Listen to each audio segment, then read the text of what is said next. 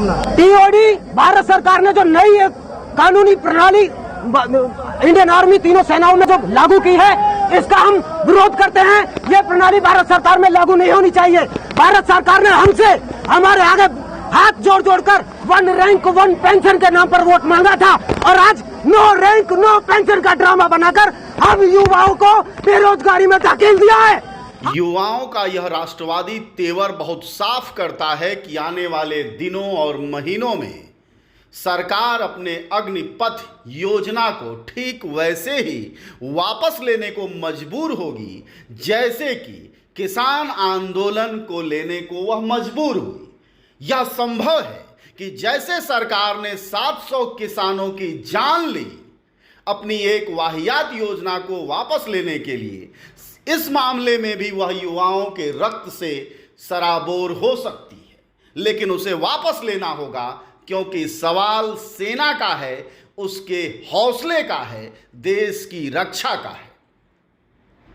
इस वक्त आप जो तस्वीरें देख रहे हैं वह बिहार के अलग अलग जिलों की है, देश के अलग अलग हिस्सों की है, जहां की लगातार मोदी सरकार की सेना में भर्ती की 4 साल की संविदा ठेका पर अस्थायी नियुक्ति का जो योजना है, ऐतिहासिक और खास योजना है, ठीक वैसी ही जैसी नोटबंदी थी उसी तरह की एक नई योजना है जिसमें सेना पर भी अब वार है। सवाल यह भी है कि भाई किसानों पर बिल लाद कर अडानी और अंबानी के हवाले किसानी को करने की योजना थी।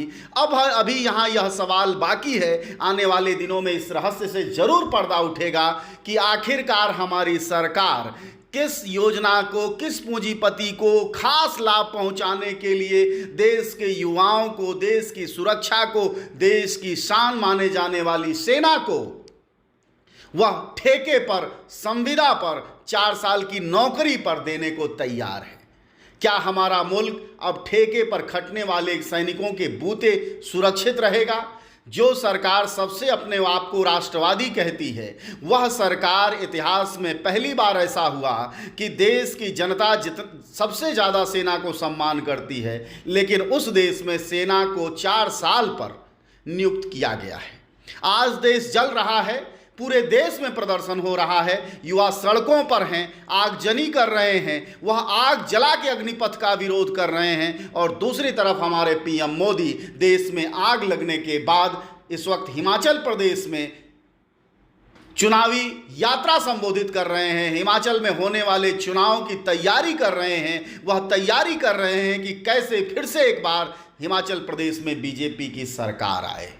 अरे सरकार को इस बात को कौन समझाए कि आपकी सरकार यहाँ भी आ जाएगी, वहाँ भी आ जाएगी, लेकिन देश में कभी हिंदू और कभी मुसलमान के नाम पर, और कभी किसान के नाम पर, और अब सेना के नाम पर जो आप एक के बाद एक आग लगाते जा रहे हैं, क्या आपको इस देश को स्वाहा कर देने का इरादा है? आखिरकार आपकी यह रहस्यपूर्ण नीतियां जनता के बीच डिस्कस क्यों नहीं होती?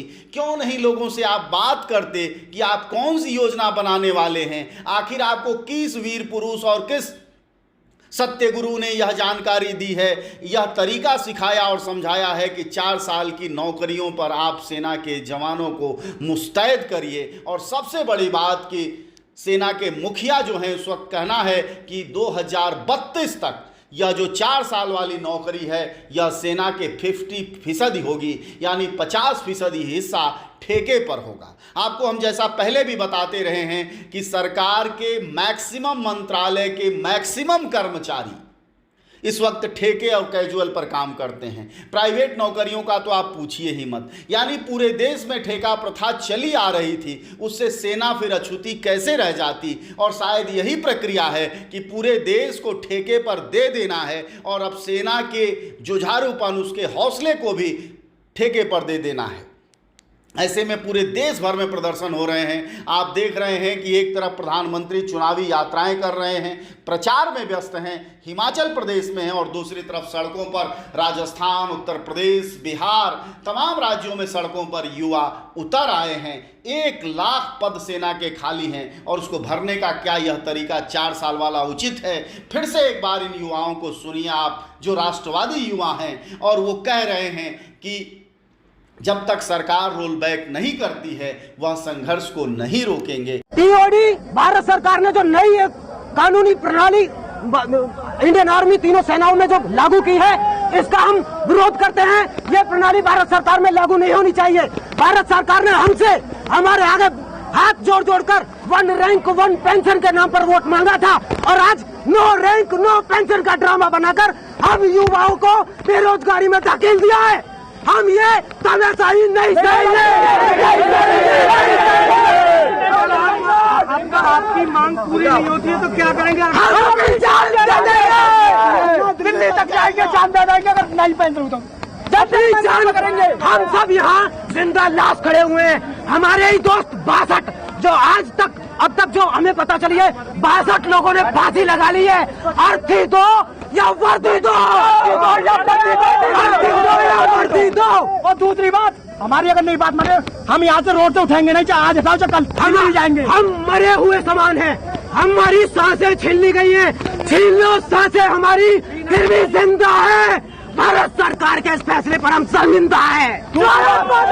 और आखिरी प्रश्न आपसे यही, एक नागरिक होने के नाते और एक व्यक्ति होने के नाते, कि क्या आप ऐसे ही देखते रहेंगे कि फिर से एक बार युवाओं की भी 700 की फौज सड़कों पर संघर्ष करते हुए या किसी भी तरह मारी जाए? जैसे किसान आंदोलन में किसान मारे गए 700, क्या फिर से वह सिलसिला शुरू हो जाएगा? क्योंकि जैसा विरोध हो रहा है देश में, उससे लगता है कि फिर एक बार मोदी सरकार को अपने इस अग्निपथ योजना को अग्निवीरों के आगे वापस लेना होगा। हालांकि देश का कितना नुकसान होगा अभी इसका आकलन नहीं लगाया जा सकता है।